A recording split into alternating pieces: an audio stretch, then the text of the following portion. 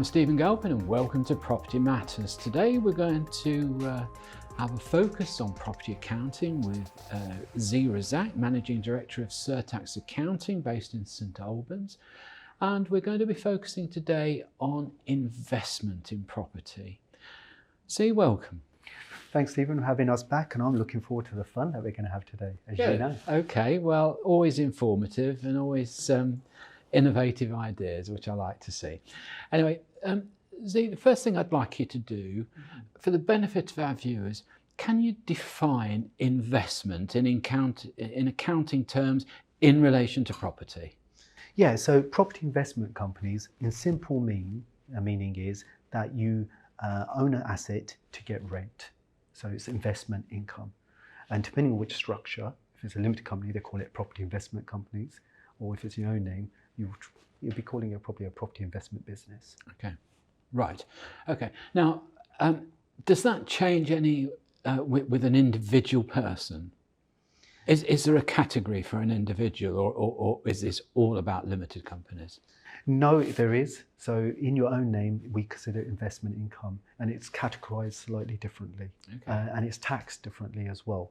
Okay. To give an example, in your own name, one of the things you don't get, and hopefully whoever the chancellor is not hearing this, is you don't get national insurance. Okay. So when you run a property business, it's really important to look at this, is that you get charged just income tax on your self-assessment return.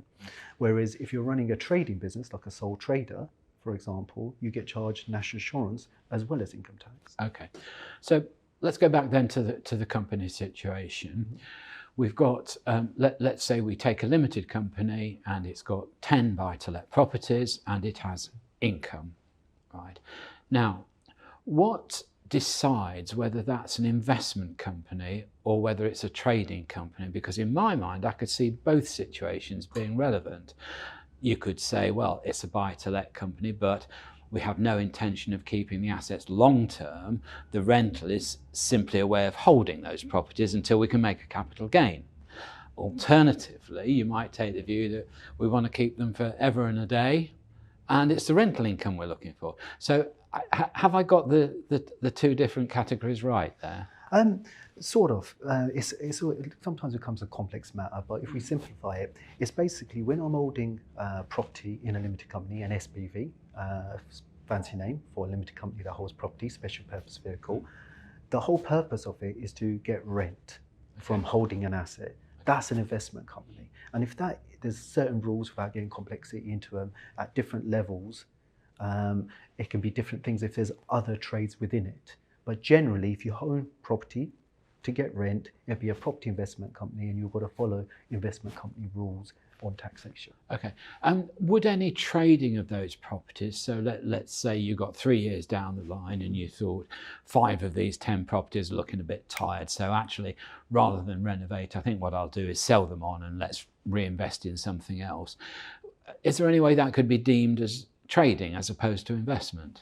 Really good question.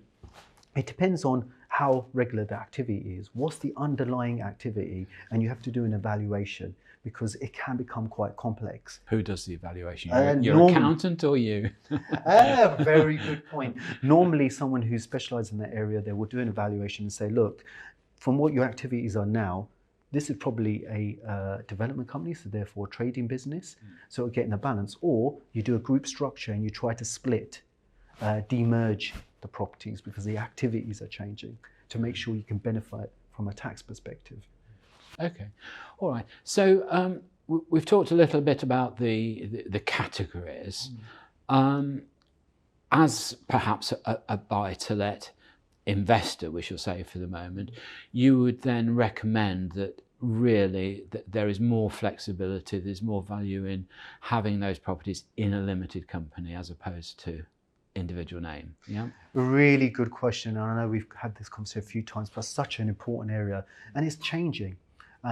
If we look at the current focus on tax, i.e. where it's going, if you look at what the current nature of the rules coming in is, tax is going to be increasing. So if tax is increasing for limited companies in relation to owning your own name, the decision may change depending on how many assets you hold, and whether you've got mortgage interest or not. And these are the common denominators. So when you're holding property, say one property or two properties, and you're an accidental landlord, which is majority of landlords, it may work in most cases not to have it in a limited company, because you may not have or very little employment income. You've got a couple of properties that are making you some money, so you're in the basic rate band. The tax on interest doesn't apply, and the rate is lower, right? So if you own them in your own name, you're only going to get, if you're a basic rate, 20% income tax. Whereas if you put them in a company and the trajectory of the tax system, how it's going, corporation tax has gone up. Bear in mind, it is for businesses at the current state of affairs if they have more than 50 grand worth of profit. And also personal tax, i.e. dividends, because that's the common way people extract money out, has also gone up. So you've got to weigh these up and get an evaluation in that sense. I mean, there's another consideration. I know you're going to say, inconsequential as an accountant, but I'm going to say one shouldn't forget, especially for the smaller investor, that the cost of having a limited company, it is going to be an extra £3,000, £4,000, £5,000 a year in terms of accountancy fees and management fees. And also there could be consequences if you want to shut that company down.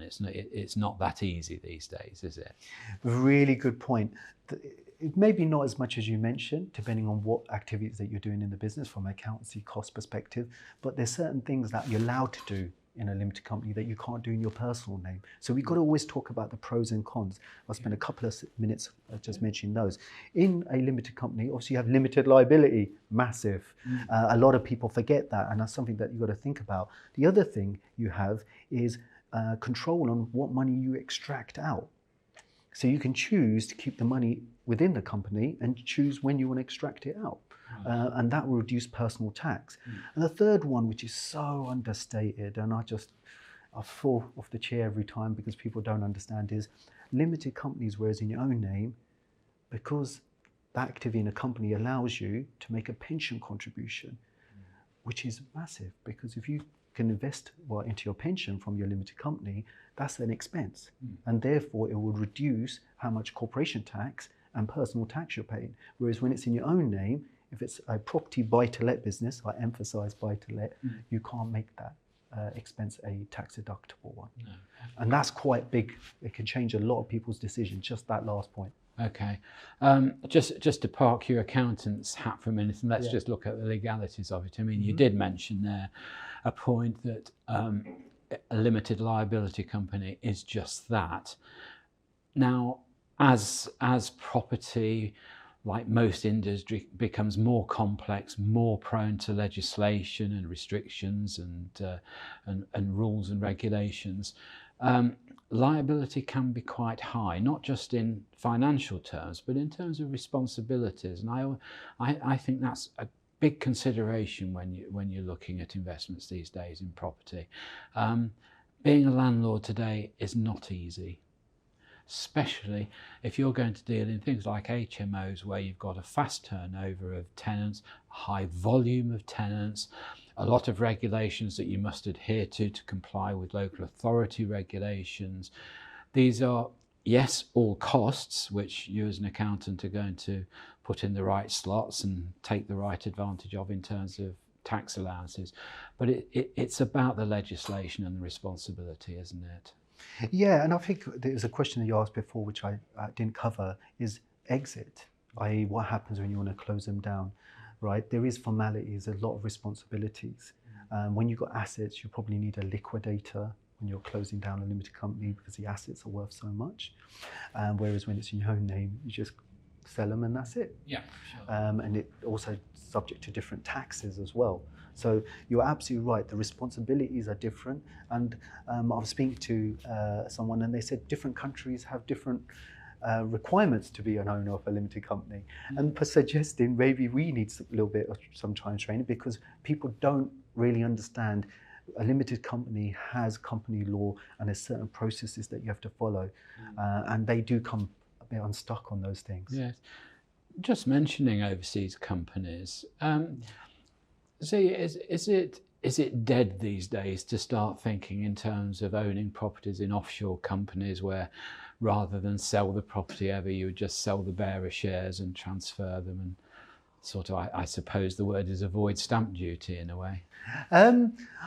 We never say avoidance anymore. It's called tax planning. Right.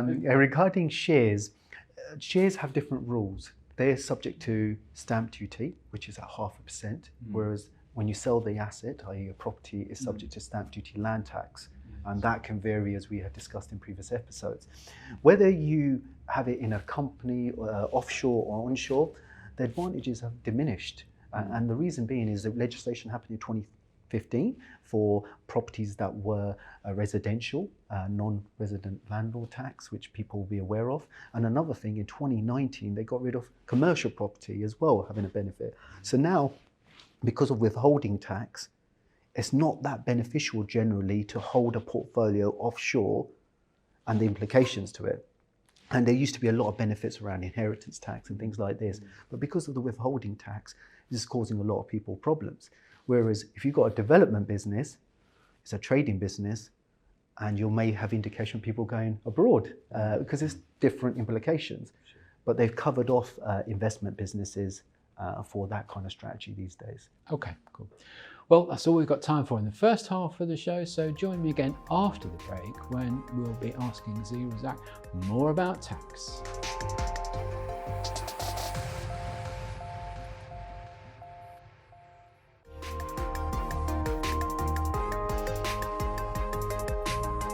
Hello and welcome back to part 2 of Property Matters.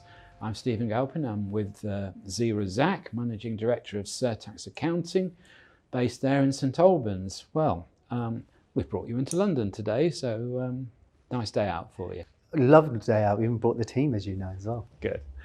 Okay, Zee, we were just talking about sort of matters offshore, and one of the hot subjects that we've had over the last couple of years is this business of overseas individuals owning property, particularly in London, using offshore companies to hold it, no responsibility for tax in this country, very difficult to chase if anything goes wrong.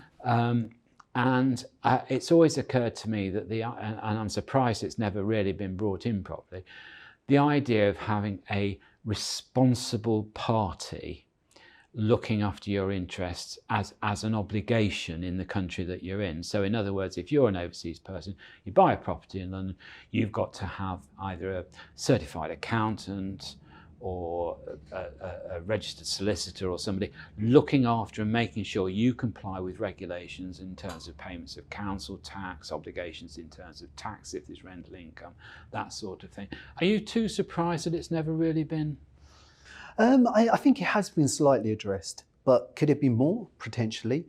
I think the challenge we find is that until recently, HMRC have had quite a lot on their plate, and I think they've got a few things still on their plate as we speak. But I think the biggest challenge we're going to have is when we're talking to entrepreneurs, right, is making sure they understand the governance.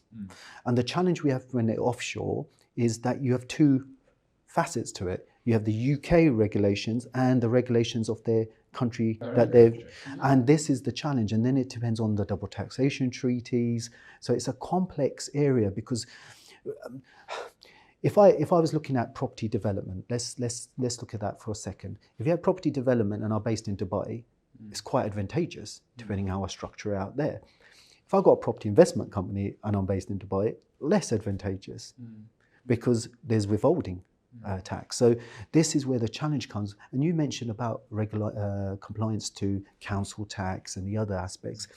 Surely as a business owner, wherever you're based, you should be liable. So the council should be able to challenge you to understand that. But they've got to get hold of the person to challenge, haven't they? That's the issue. They do, but if they were coordinated with Company House, for example, because the company would have to be potentially registered in the UK if it's a UK limited company. I guess if it's an overseas company, it does come down to when the company's set up. The challenge really becomes is where companies are located offshore and they own UK property. And that is more difficult, as you mentioned. So what's happening at the time of purchase, there is become more requirements, especially from a legal perspective, because they have to do the conveyancing around registering and making sure they're registered correctly. The problem comes is whether they've got tax or accounting agents in the UK as well as abroad. Because if they don't have in the UK, then they may not follow all the UK formalities, whether it's on purpose or accidentally. I think that's the big challenge. I think one of the reasons I sort of brought the question up, Zee, is because looking at one of the headlines in the property press this week, agents are being criticised for not complying with money laundering regulations and are not really fulfilling their duty to inform revenue or the authorities of anything untoward that they see, which they do have now a legal obligation to do, I believe, under the regulations. But of course the question arises, go into a firm of estate agents, there will be some senior and well-qualified negotiators and property managers there, but there'll also be a lot of young people who are just starting out in the industry who are not going to be au fait with money laundering regulations and what to look for and what not to look for. And we've even seen television programs where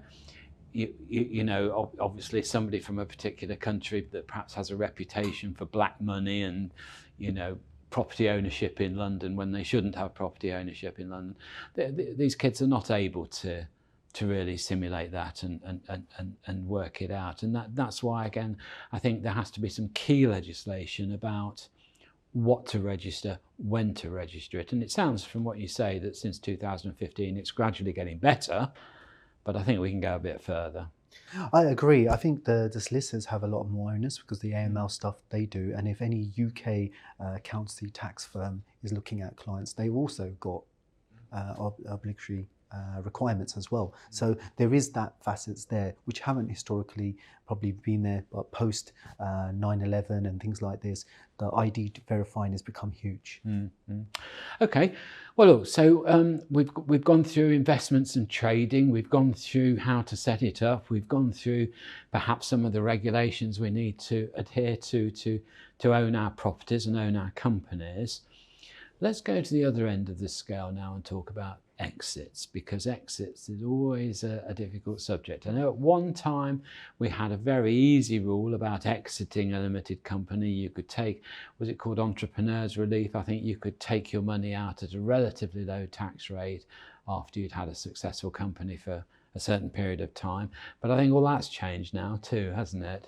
I think that's been changed for a while, where if you're not a trading business, i.e. a property development or an accountancy practice or something like this, you're not going to be able to get entrepreneurs relief. I have to caveat this because I'm sure people on different platforms will be saying, that's not the name anymore, it's business asset disposal relief, which is a tongue twister. Yeah. But we all know it's entrepreneurs relief, just to clarify, that's what we mean. So that's definitely gone as one of the exits. But what's happened now is if you've got an investment company, the advice has become so crucial, more than ever before, because at the time you create the company or when you become aware, I have to emphasize that because some people are not aware, is you have to have your exit strategy. And I put investment companies into 3 types of exit strategies, and hopefully I can just probably expand on it. Yeah. The first part is probably my favorite solution, is something called a family investment company, where you got the dad, the mum, and then you've got the children who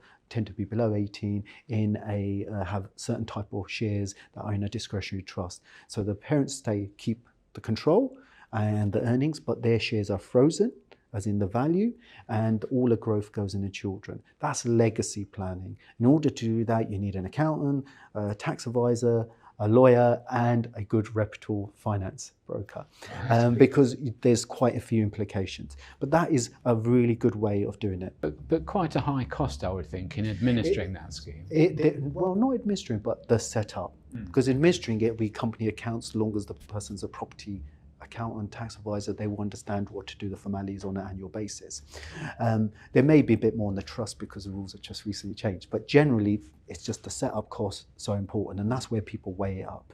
The second bit is that you basically pass your shares over as you become more older and your business is scaled and you're like, now I want to pass the legacy over. That's a problem. Because unlike trading businesses, when you do shares in your investment company and pass them over, you don't get gift relief. And people are like, what are you talking about, Zee?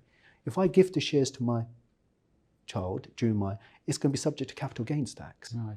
And how's the value of those shares assessed? Is that just based Correct. on the last year's accounts? The value at the time of disposal. So you need someone to value your business. So important. So that's the dynamics of when you're actually selling them. You must get a valuation for property, and it's got some fun rules in there, like indexation still applies depending on your circumstances and things like this, from how long you've had the property, but also how you own the assets, less the debt and all the rest of it. So just taking the book value probably isn't the best way of doing that. Right, okay, got it. And so they're the 2 or 3 sort of standard exit sort of strategies. Sorry, one more. I apologize. The last one is do nothing, which I never mentioned. Okay, That is quite a popular one, right? So you've got 3. 1, the family investments. Number 2, a bit of, I'll pass them along and you have to be really careful. And number 3, I do nothing. Just wing it. Yeah. I'll put my head in the sand. So sorry to interrupt. I think that's what the normal entrepreneurs thinking about, and they need to really advise what's the right one for them. But again, life has become so complex today. Laws have become so complex. Tax regulations are very complex. It's very important not only to strategize your way in, but this way out is so important, isn't it? And you know, if you mess it up, there's no going back, is there? That's the problem. And this is what happens with a lot of entrepreneurs, right? They start the journey. They haven't even planned the journey on an annual basis, how it's going to look like, how extract money, which we were talking about earlier in the show, very important as well. Then they get to a point, I've got all this asset, I've got a big inheritance tax issue here, I can't pass it to someone because I've got capital gains tax on the shares. Then they're like, how do I do this? So we protect against the future growth, but then you've got to be really clear of what's already been accumulated in the parent's name and how you can potentially plan for that. That's much harder, and as you rightly said, it should be done at the beginning if possible, because during the process you've already accumulated some skin in the game that you maybe didn't want to. Yeah, okay, I understand. Look, Zee, all of this is a little bit above my head, but it's very informative. I love the way you put it over, because it starts to make it understandable, and that's a very important matter to come to terms with when you are talking to accountants and professional advisors of any kind. I think is whether you can engage and whether you can really understand what's going on. Now, sometimes we are humans and we do make mistakes, and sometimes we fall out with revenue about our opinion of various things. And the final question I've got for you is one that we have often coming into us through another one of our shows, Question Time, for instance, is that people ask, I'm being offered by my accountants insurance that will allow me to cover the cost of any inquiries or disputes or whatever comes up with revenue, which can be awfully expensive, can't they? Because revenue will tend to go back and back and back, and historic information is by nature expensive to dig out. Is that a course of action you'd recommend for the sort of lesser informed person? I think for every, whether informed or not informed, we make it a standard at my business and many accountancy tax advisory practice to have what we call tax investigation, protection fee, called loads of different names, but ultimately it's insurance against if HMRC come and investigate you. You have to caveat this, and I do always say this to any people that we have dialogue with, it's provided you're doing everything properly. Because if you're not doing it properly, the insurance is not going to help you. It's going to be void, isn't it? It's just like your car insurance, right? If you don't tell them everything on your car and then you have an accident, are you covered? Yeah. And this is the same for this type of insurance. And we are big advocates because we've had investigation of HMRC for some clients which didn't even make sense. My only challenge back to HMRC is when they've clearly made an error, what is the compensation to the accountancy practice, which is how to claim on its insurance to defend the client who's done nothing wrong? No, nothing. The answer is nothing, isn't it? And the cost to the taxpayer for HMRC to do an investigation. So there should be a process and some compensation, I believe, because it's got to be a fair system. And I'm quite passionate about this because I don't think it's always so fair. Anyone who's not doing things correctly, I think HMRC should, because that ruins it for all the people that are. But it's quite a lot. But Zee, you're an experienced man, and I think, you know, life ain't always fair. it is true. You don't always get the cigar at the end, yeah. All right. Zee, once again, thank you so much for coming in. Your explanations have been really understandable on very complex problems in a way. But I really think the message is, you know, again, check with your professionals, make sure your strategy is right, and make sure it's a tested strategy. So if you'll agree with me on that, we'll say goodbye to our viewers. Thank you very much for watching, and I look forward to seeing you next time on Property Man.